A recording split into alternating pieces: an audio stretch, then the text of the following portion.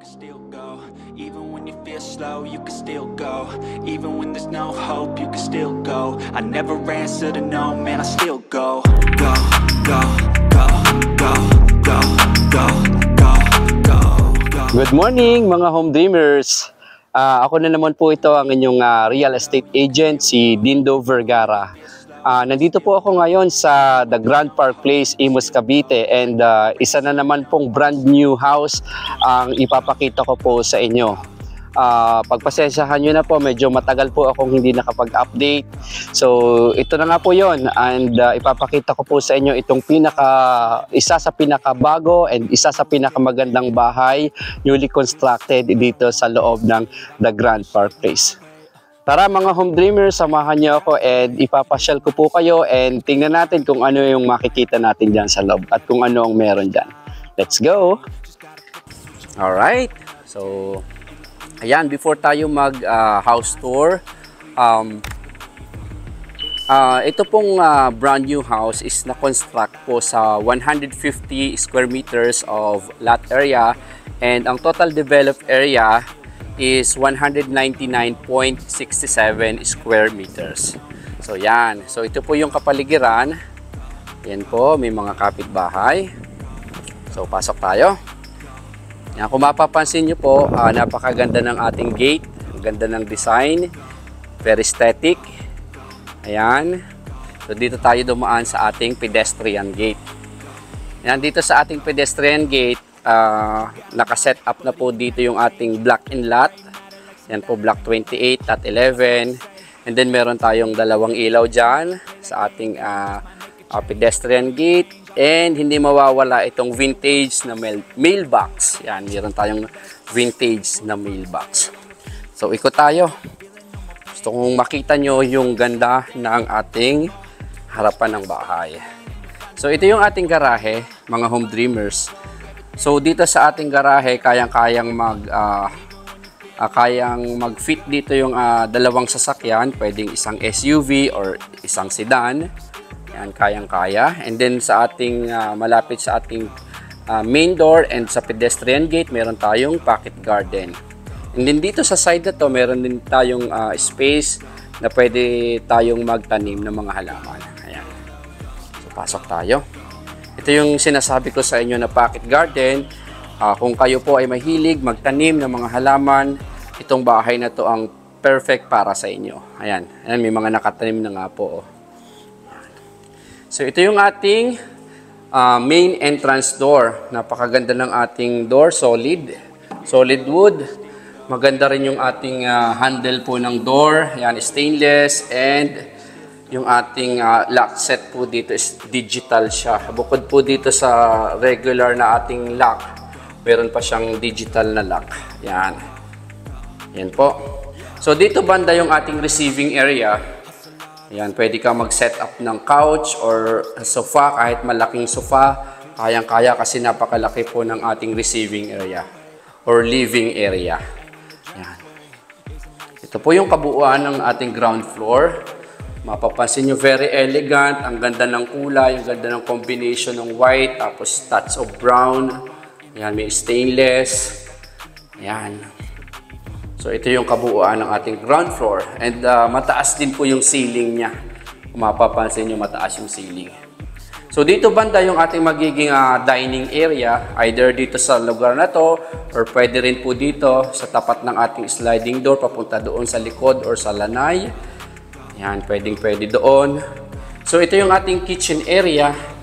Napakaganda ng ating kitchen area. Tingnan nyo po mga home dreamers. Yung mga materials na ginamit dito sa ating kitchen, napakaganda. Meron na tayong cabinet po dyan sa taas. Meron din po sa under counter na cabinet. And dito banda, dito natin ilalagay yung ating range hood. Dito yung ating ano bang tawag dito? Lutuan. Kalimutan ko ang tawag. Pwede dito yung ating stove. Yan. Gas range. Yan, gas range. Dito yung ating gas range. Yan, ito yung lababo natin dito.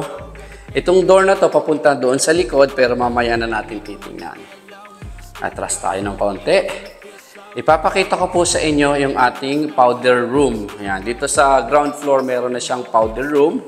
So tamang-tama mga home dreamers, kung meron kang bisita, hindi mo na siya papupuntahin doon sa second floor para gumamit ng toilet or mag-wash. Yan, meron na tayong washroom or powder room. Yan.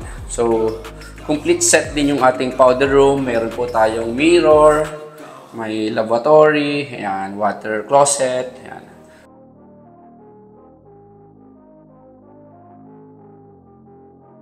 Ayan. And ang kagandahan dito sa ground floor, meron tayong isang bedroom. So kung meron po kayong kasama ng mga senior citizens sa bahay na nahihirapan ng pumunta doon sa second floor, tamang-tama po ito sa kanila. Ayan. Kasi malaki din po yung room na to.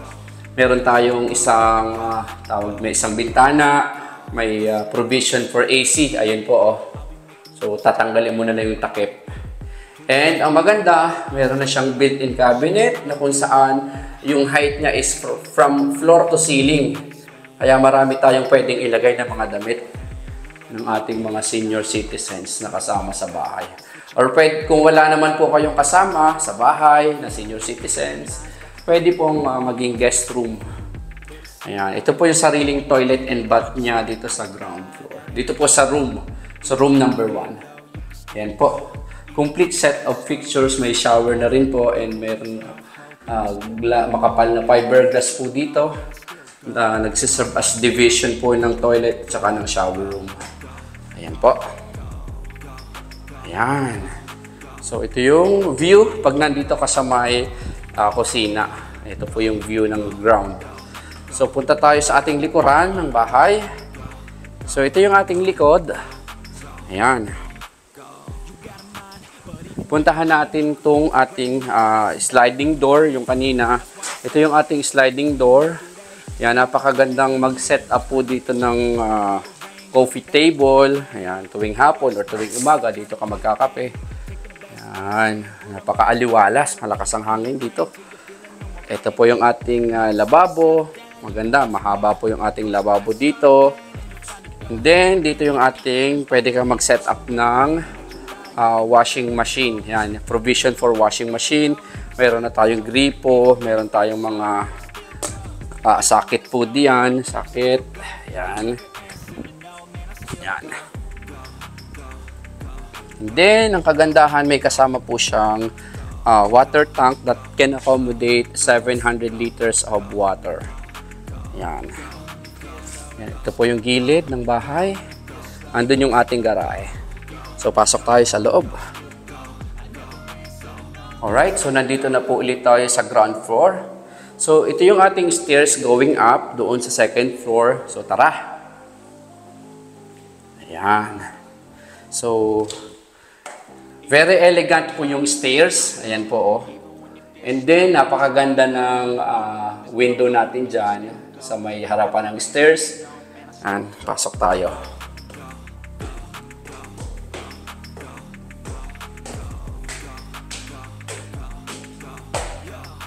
So, ipapakita ko po muna sa inyo yung window. Ayan po, oh. So, ito po ay glass panel. Hindi siya nabubuksan. And then, yung nasa baba, sliding window po siya.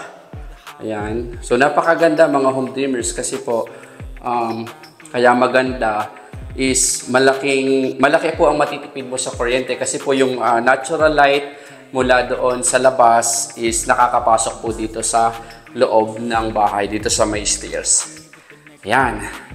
So, dito po sa second floor, meron po tayong 3 bedrooms. So, pasok tayo. So, ito yung bedroom number 1. Ayan. So, pag akyat mo ng stairs, nasa bandang kanan, bedroom number 1. And ang maganda, meron po siyang built-in cabinet na napakalaki. Mula sa floor hanggang ceiling yung height niya. Kaya, marami tayong pwedeng ilagay. Ito po, oh. Buksan natin para makita nyo kung gaano kadami yung pwede nating ilagay. Yan po, oh. So, nandito po tayo sa first bedroom dito sa second floor. So, ito po yung ating first bedroom. Meron tayong vanity area, may vanity mirror, and then sa tabi ng ating vanity mirror, merong window, then meron pong window. So, yan. So, dalawa yung window. Pasok tayo. Para makita nyo yung kabuuan ng bedroom number 1. So, ito po yung kabuuan ng bedroom number 1. Yan. Ayun po yung built-in cabinet. So, pasok tayo sa bedroom number 2. Ayan. So, si bedroom number 1 and bedroom number 2, medyo mas malaki ng konti si bedroom 1 compare dito sa bedroom 2. Pero meron din siyang malaking built-in cabinet. Meron din siyang vanity mirror or vanity area. Ayan. And then, dito sa second floor, meron po tayong common toilet and bath. So, si bedroom number 1 at si bedroom number 2, nag-share po siya sa isang common toilet and bath dito sa second floor. So ito po, complete set of fixtures din. Meron tayong lavatory, may water closet, and may shower area. Kompleto po. Ayan, so pasok tayo sa aking pinaka-paborito na master's bedroom. So ito po yung master's bedroom natin. Ayan. Meron pong malaking bintana, nandun banda yung vanity area. So, pasok tayo. Yan. Meron po tayong built-in cabinet. Ayan, meron tayong mas malaki po yung built-in cabinet dito sa master's bedroom. Ayan po. Dito yung ating magiging headboard. Ayan. And then, dito natin pwedeng ilagay yung TV kung gusto nyo may TV po dito sa room sa master's bedroom. And ito po yung kanyang master's toilet and bath. Napakalaki mga home dreamers. Meron tayong sariling or meron tayong bathtub. Ayan. May shower enclosure. Malaki po yung mirror. May water closet. And ang tiles, napakaganda. From floor to ceiling na yung mga tiles. So lahat ng CR or lahat ng toilet and bath na pinuntahan natin or pinasok natin, yung tiles niya is from floor to ceiling na. Kaya napakaganda ng itsura. Ayan po. Ayan. So, baba tayo mga home dreamers.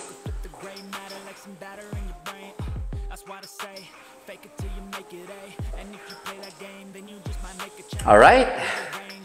So, I hope nag-enjoy po kayo sa ating ginawang house tour dito sa pinakabagong house now for sale dito sa loob ng The Grand Park Place, Imus, Cavite. I believe na ipakita ko naman po sa inyo lahat ng pwede kong ipakita dito sa loob ng bahay. Ayan. So before tayo mag-end sa ating house tour, pag-usapan po natin yung presyo ng bahay na to kasi normally yun lagi ang itinatanong sa akin, yung presyo. So ngayon isasama ko na po sa video yung presyo kung magkano. So dapat natapos mo yung video para malaman mo kung magkano yung bahay na to. Ayan.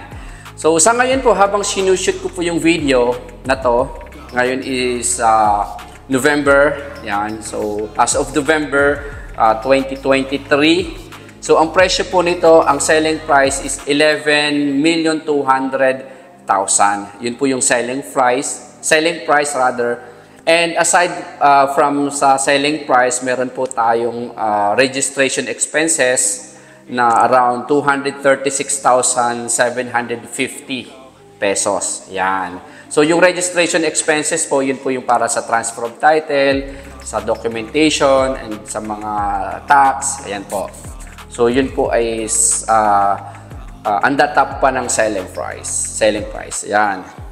And again, before tayo matapos, gusto ko lang i-highlight itong gumawa po ng bahay na to is 43 years na po sa business ng build and sell or ng paggagawa ng bahay dito sa The Grand Park Place. Kaya makakaasa po kayo na ang bibilhin yung bahay is quality po, matibay, quality, and talagang maganda. Nakita nyo naman po sa video, napakaganda. And talaga yung mga materials na ginamit is hindi po basta-basta.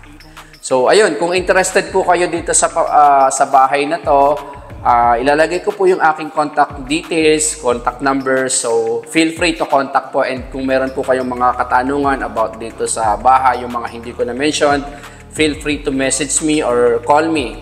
and I'll be more than happy to assist you. Ayan. So, tutulungan ko po kayo na mabili or matupad yung mga bahay na pinapangarap nyo.